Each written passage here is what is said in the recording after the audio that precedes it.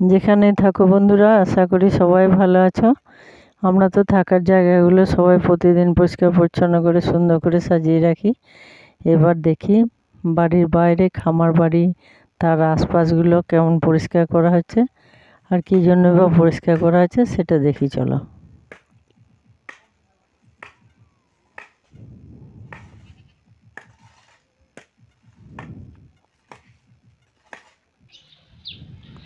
এখানে বর্ষার সময় থেকে প্রচুর পরিমাণে ঘাস, বিভিন্ন রকম গাছপালা, একদম জঙ্গল হয়ে থাকে, এগুলো ঢোকা যায় না একদম। সেই ঘাসগুলো সমস্ত কেটে পরিষ্কার করে একদম মাটি দিয়ে কি সুন্দর করবে, জায়গাটা চেনাই যাবে না। চলো দেখবো সেটা। ওই যে মাটিগুলো কিছু গোবর আর মাটি রাখা ছিল, সেই গোবরের মাটির গোলা দিয়ে এভাবে করে গোটা কি সুন্দর করে সমান করে একদম বাড়ির বাইরে অবধি সমান করে এরকম দিয়ে দেবে মাটিগুলো। তারপরে এগুলো কদিন শুকিয়ে যাবে, শুকানোর পর আবার ওই যে পাতলা করে আরেকবার মাটিটা দিয়ে দেবে। সেটা শুকিয়ে যাওয়ার পরে মোটা করে গোবরের গোলা দিয়ে এত সুন্দর নিকানোর পর দেখতে এত ভালো লাগে, একটুও ধুলো থাকে না। আর এখানে রোদের সময় একটু বসতে বেশ ভালো লাগে। এবার এখানে খামারে পুজো দেওয়া হয়, সূর্যদেবকে প্রসন্ন করা হয়, মা লক্ষ্মীকে আহ্বান করা হয়।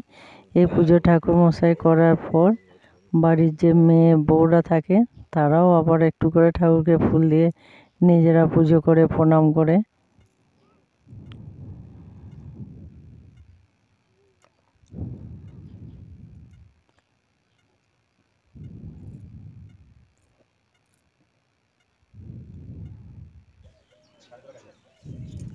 এরপর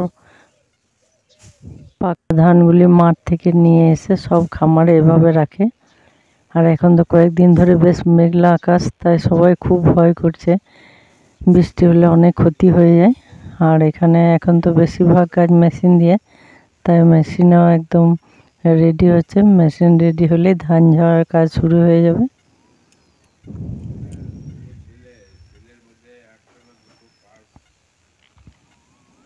সমস্ত ধান খামারে তুলে এভাবে একদম ঝড়ের বেগে চলছে মেশিন।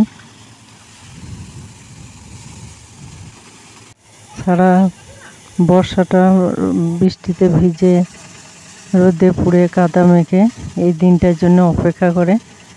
যখন মাঠ থেকে খামারে এভাবে আনে, আবার খামার থেকে নির্বিঘ্নে বাড়িতে তুলে রাখতে পারে, তখন মন খুশিতে ভরে যায় একদম। একদিকে ধান ঝাড়ার কাজ চলছে আর এদিকে মেঘ আছে বলে তাড়াতাড়ি খড়গুলো গুটিয়ে সুন্দর করে সাজিয়ে রাখছে। শীতের শুরু থেকে যখন সবাই বিভিন্ন জায়গায় ঘোরা বেড়ানো, বড়দিন পালন করে, 1 জানুয়ারি পিকনিক করে বিভিন্ন জায়গায় ঘুরতে যায়, তখন এভাবে এরা এদিক কাজের কাজগুলো নিয়ে ব্যস্ত থাকে।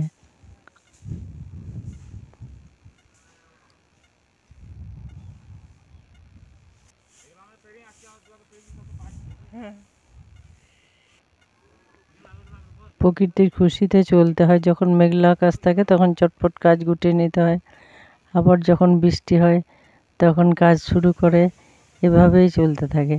এবার এগুলো সুন্দর করে ঘরে এভাবে সাজিয়ে রাখা হয়। আর এইগুলো হচ্ছে গোবিন্দভোগ। গোবিন্দভোগ আতপের কথা তো সবার জানা। এগুলো আতপ, পোলাও এইসব রান্নাতে সুন্দর ব্যবহার করা হয়। আর এগুলো পাখি তো খুব নষ্ট করে, মাঠের পর মাঠ খেয়ে শেষ করে দেয়, তাই অল্প সংখ্যক লোক এই চাষগুলো করে। দেখতে খুব সুন্দর লাগে। এভাবে বিনুনির মতো পাখি ঝুলিয়ে রাখা হয় ছোট্ট ছোট্ট ধানগুলি।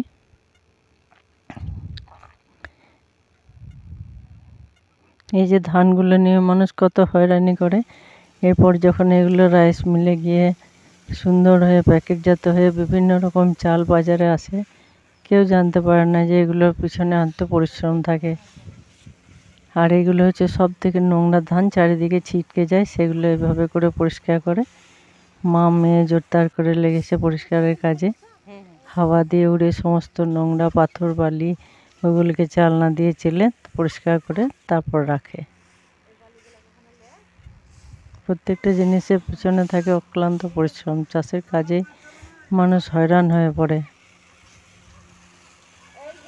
অনেকক্ষণ কাটালাম, এবার আসি বন্ধুরা, আবার দেখা হবে।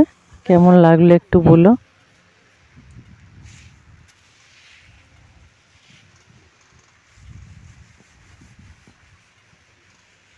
ধান কেটে কোনোদিন নিজে করিস না।